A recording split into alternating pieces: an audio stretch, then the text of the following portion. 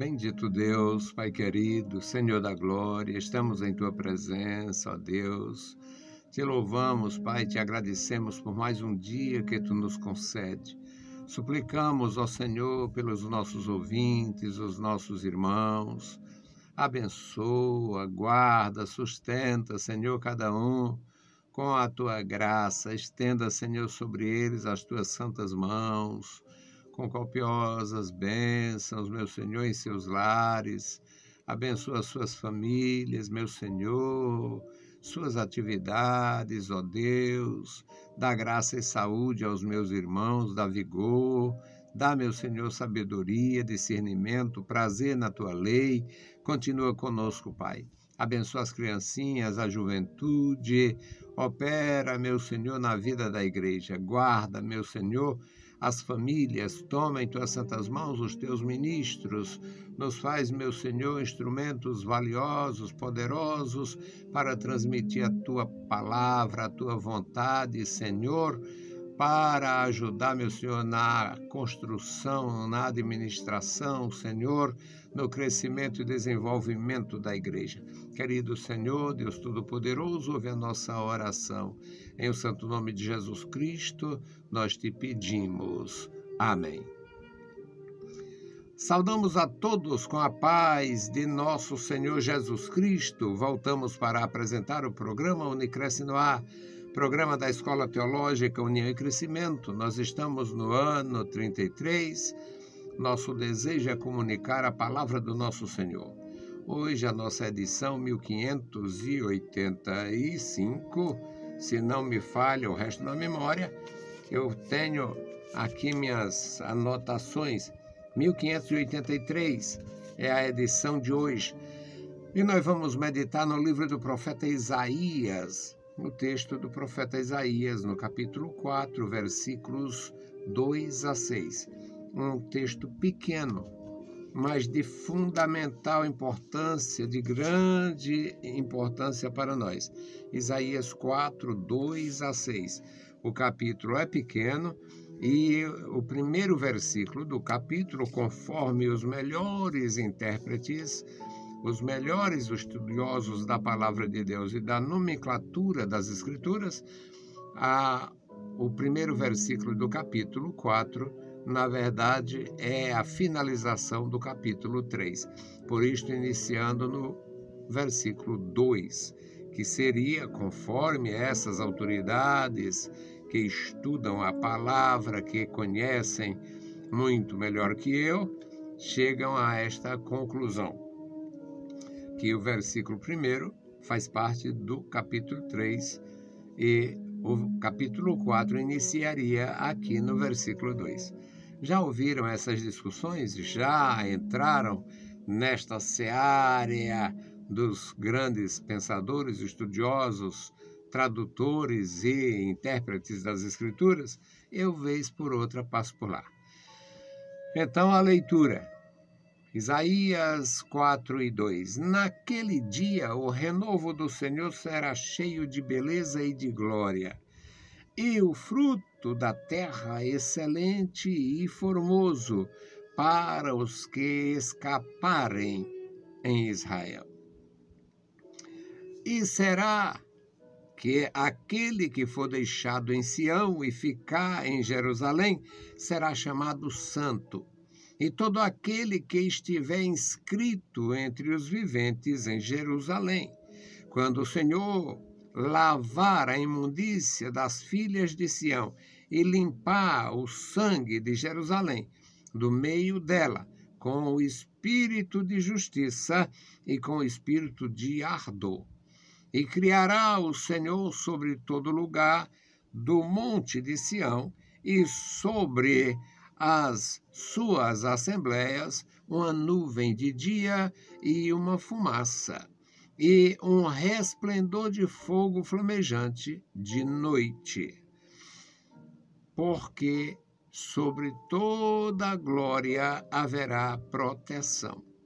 E haverá um tabernáculo para a sombra contra o calor do dia, e para refúgio e esconderijo contra a tempestade e a chuva. Louvado seja para sempre o nosso Deus.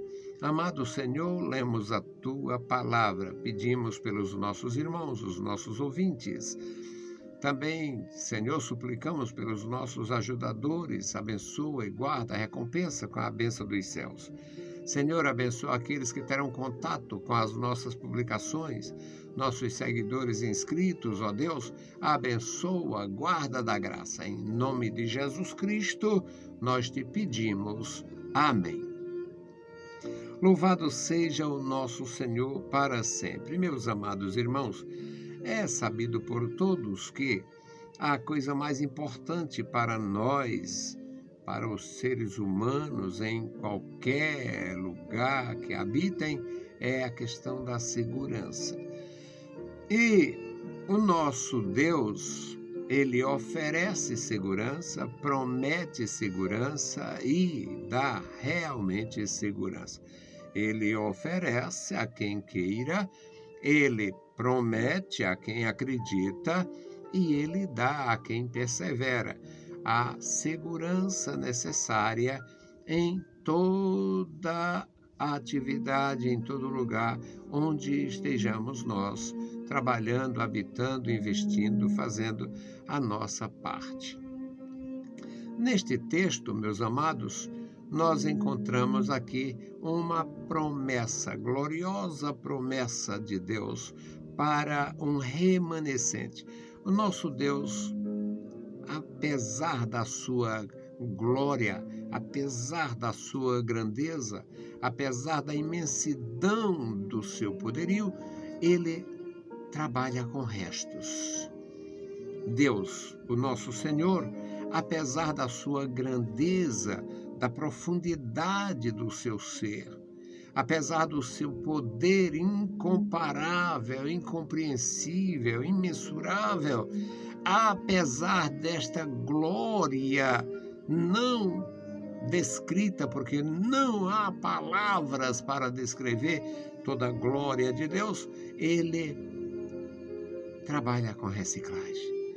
Ele recicla. O nosso Deus recicla. O nosso Deus foi num jardim arruinado pela presença de Satanás e providenciou vestes para o casal que ele havia criado e colocado ali no estado de paz. O nosso Deus foi na casa do Adão e da Eva, quando eles já mais de 100 anos, e foi consolar os corações feridos do Adão e da Eva, da família toda, que nós não sabemos quantos membros tinha naquela família, mas o nosso Deus foi ali consolar a família após a ação de Satanás por instrumentalidade de Caim. Nosso Deus recicla. O nosso Deus foi lá no Egito, no meio da escravidão dos hebreus, e tinha hebreu que não tinha conhecimento de Deus, como em qualquer comunidade. Tinha hebreu que não tinha humildade nenhuma, como em qualquer comunidade. Tinha hebreu que não tinha nenhuma paciência com os fiscais, os feitores, os exatores de Faraó. Tinha hebreu que não tinha realmente nenhum pensamento de liberdade, nenhum pensamento de vencer. Estava até acostumado com a escravidão. A tornozeleira do Faraó era na barriga. Eles queriam comer comida boa e forte, porque sem comer comida forte, eles não poderiam produzir o que o reino queria. Aquilo era uma prisão. Presos pelo ventre. Não era prisão de ventre, mas presos pela barriga. E o nosso Deus foi lá, reciclou dali, daquele povo, e tirou dali. Tirou Moisés, tirou Arão, tirou Miriam, os transformou em liderança e fez a grande obra que nós conhecemos pelas Escrituras. No tempo do profeta Isaías, o nosso Deus continuava fazendo o mesmo trabalho, reciclando no meio do povo. Israel havia passado por processos danosos. A divisão do reino após a morte de Salomão foi um processo danoso. Claro, Deus permitiu e até orientou, porque Deus não se apraz com a maldade, e a maldade de Salomão caiu sobre os seus descendentes. A maldade de trocar o Senhor da glória pelo bezerro de ouro do Egito, pelos os deuses dos cananeus, pelos deuses dos heteus, pelos deuses dos antigos inimigos do próprio povo, por causa dos casamentos, através das princesas que se tornaram esposas de Salomão.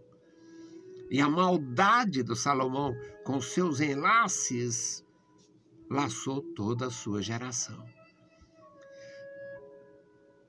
Foi destruída a nação, foi dividida a nação, o reino do norte se edificou, se fundamentou exatamente na idolatria.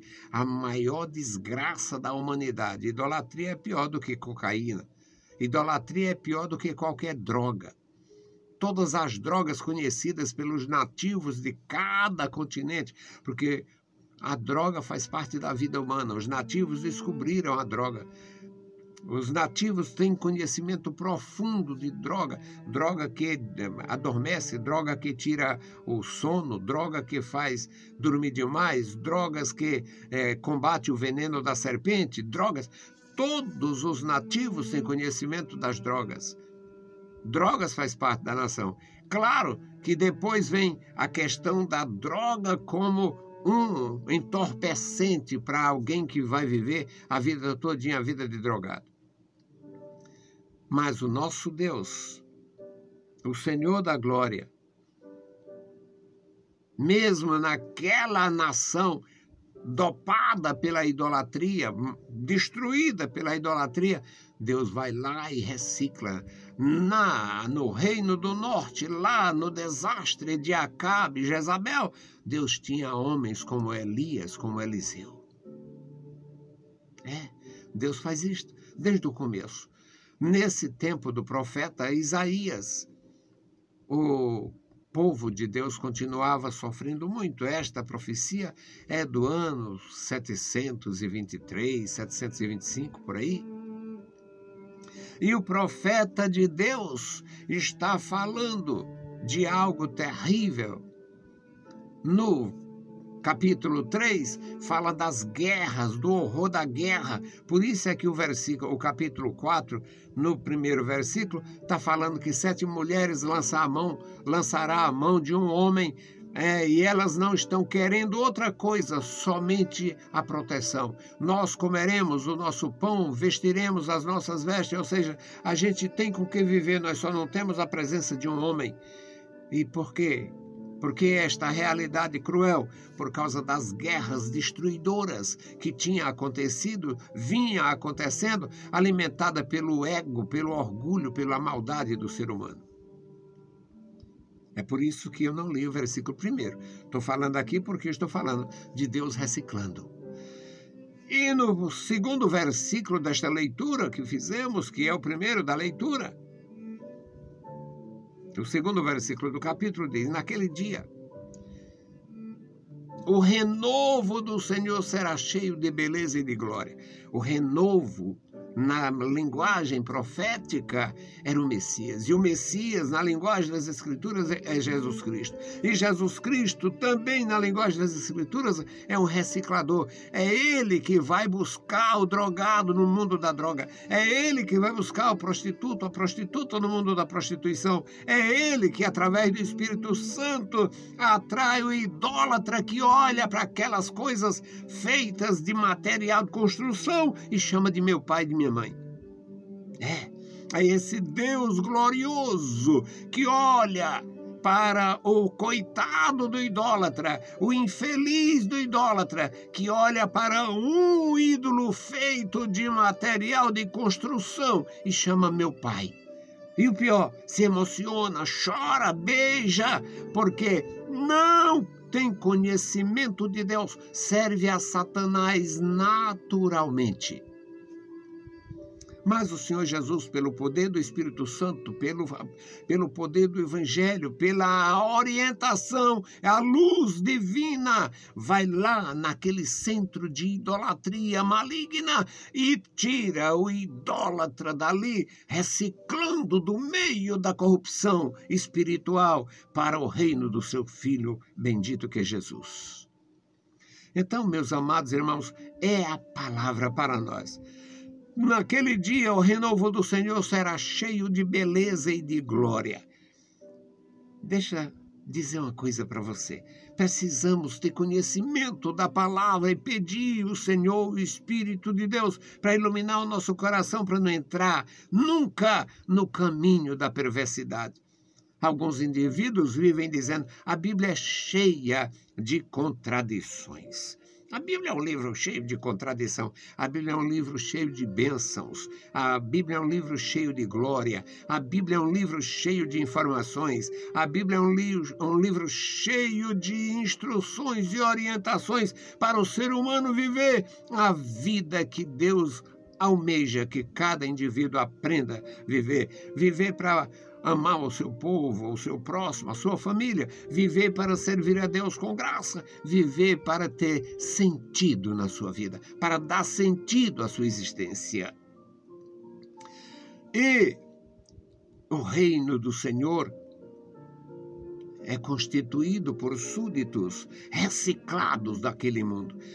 Ainda neste versículo 2 diz: e o fruto da terra é excelente e formoso para os que escaparem de Israel. Para os que escaparem. Era um contexto de destruição pela guerra. Era um contexto de destruição pela guerra. As 10 tribos do Reino do Norte estavam sendo dizimadas, arruinadas.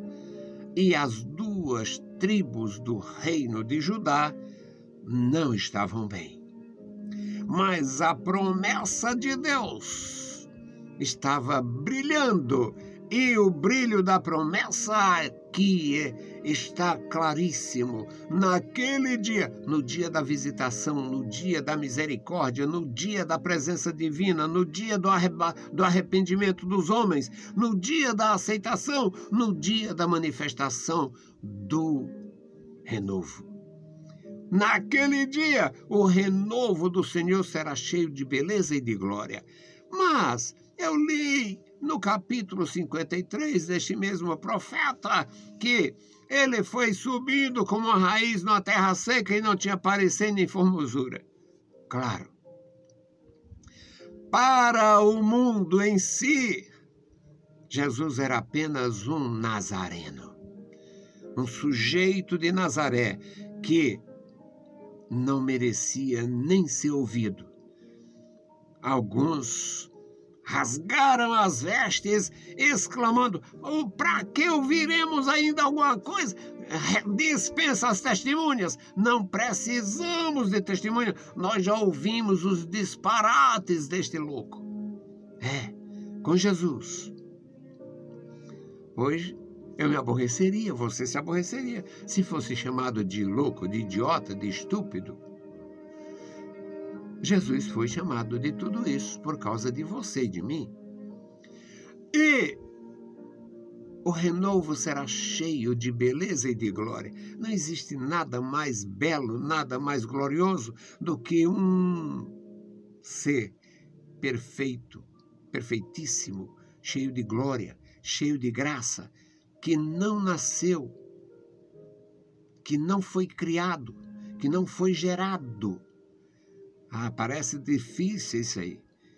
Não foi criado, não foi gerado, não nasceu, mas ele é o Filho de Deus, é o Verbo de Deus, é o Logos de Deus, é a expressão divina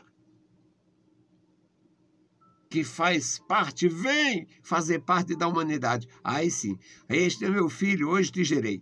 Tu és meu filho, hoje te gerei. Ali é falando da encarnação do Filho de Deus. É a vinda de nosso Senhor Jesus Cristo, do reino de glória para a escória humana. É por isso, tu és meu filho, hoje te gerei. É a descida do verbo, a descida da expressão divina para habitar e aprender a linguagem humana. O renovo será cheio de beleza e de glória. O fruto da terra é excelente e formoso para quem escapar. Para os que escaparem. E será que aquele que for deixado em Sião e em Jerusalém será chamado santo. A presença santifica, a presença de Deus santifica, a promessa de Deus santifica, o Espírito de Deus santifica. Aquele que for deixado, o que for salvo da morte e da destruição, será chamado santo. Todo aquele que estiver inscrito entre os viventes em Jerusalém será chamado santo.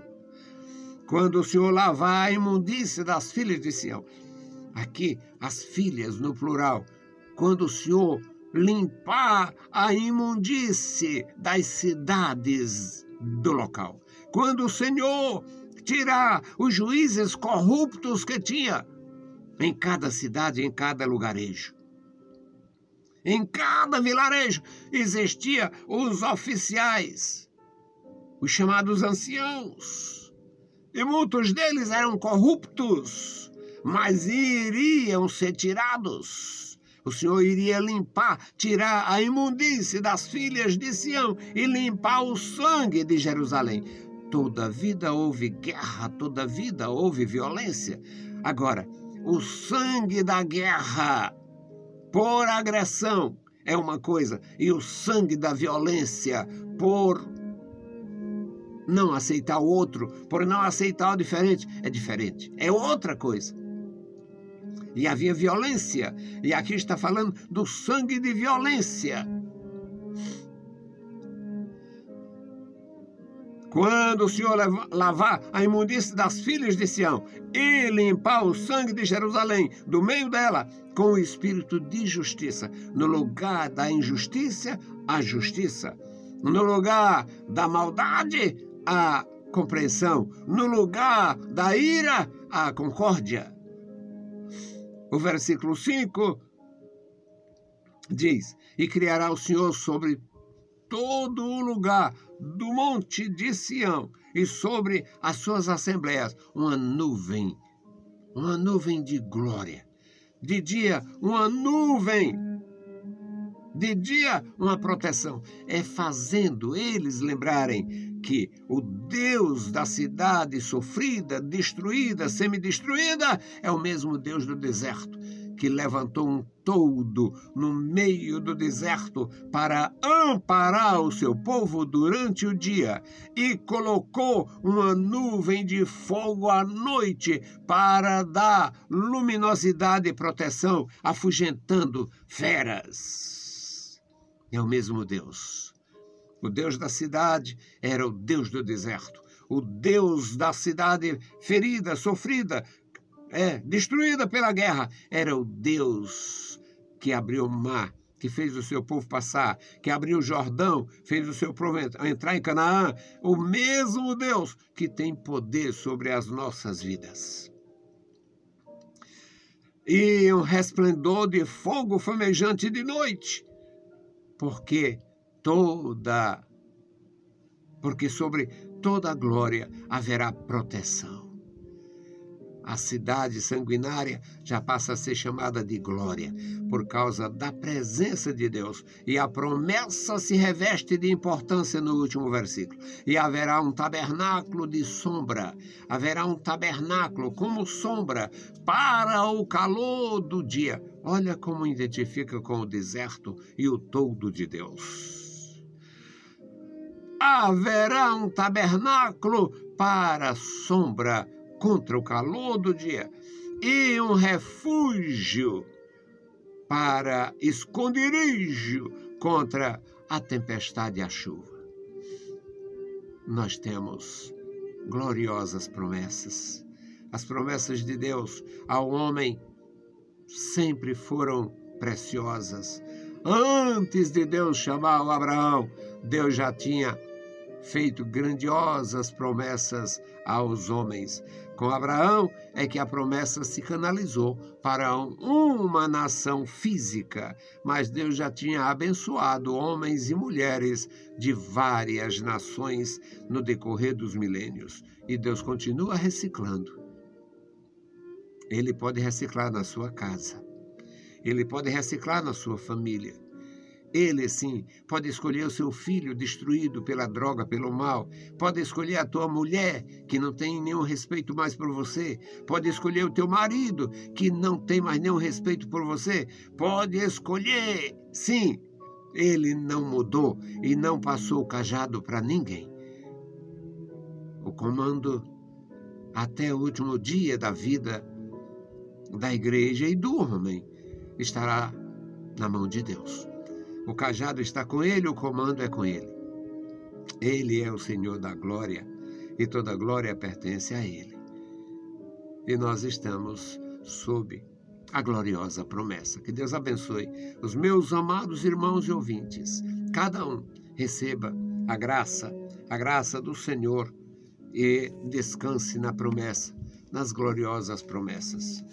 Bendito Deus, estamos em Tua presença santa e gloriosa. Agora suplicamos pela Tua igreja. Abençoa os meus irmãos, toma em Tuas santas mãos cada vida da graça. Abençoa, meu Senhor, os nossos ajudadores, intercessores. Abençoa, Senhor, os meus alunos, ex-alunos. Meu amado Senhor, abençoa cada servo Teu em todo lugar. Este memorial da oração. Meu Senhor, Tu conhece aqui os que estão, meu Senhor, passando por necessidades, enfermidades. Tu conhece, ó Deus, também os que estão celebrando a vida, seus aniversários, bodas de casamento. Ó Deus, Tu conhece a Tua igreja. Tu conhece, meu Senhor, esta porção santa do Teu reino na terra. Abençoa a Tua igreja. Guarda os Teus filhos e filhas e continua conosco, Pai, em o nome de Jesus Cristo, nós te pedimos. Amém.